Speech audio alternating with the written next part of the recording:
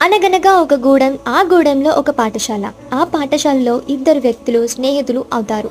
School అయిపోయాక ఇద్దరు స్నేహితులు ట్యూషన్కి వెళ్ళేవారు. అక్కడ ఇద్దరు కాస్త ముగ్గురు స్నేహితులుగా మారుతారు.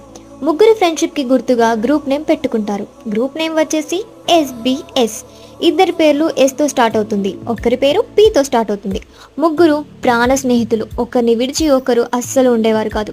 ఇద్దరు ఫ్రెండ్స్ ఒకే స్కూల్, ఇంకొకరు వేరే స్కూల్. కానీ ఈవినింగ్ టైంలో ట్యూషన్లో ముగ్గురు ఒకే చోట కలుసుకునేవారు, హ్యాపీగా ఉండేవారు. కానీ ఒకరోజు ముగ్గురులో ఒకరు వారికి దూరంగా వేరే ఊరికి వెళ్ళాల్సి వచ్చింది.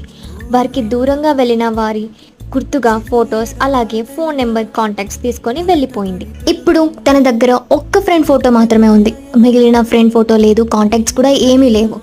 సో ఈ స్టోరీ విన్న వాళ్ళు ఇది true story. So my dear friends, ఈ స్టోరీ విన్నాక మీకేమైనా గుర్తుకొస్తుందా? ఒకవేళ గుర్తుకొస్తే హ్యాపీ ఫ్రెండ్షిప్ డే.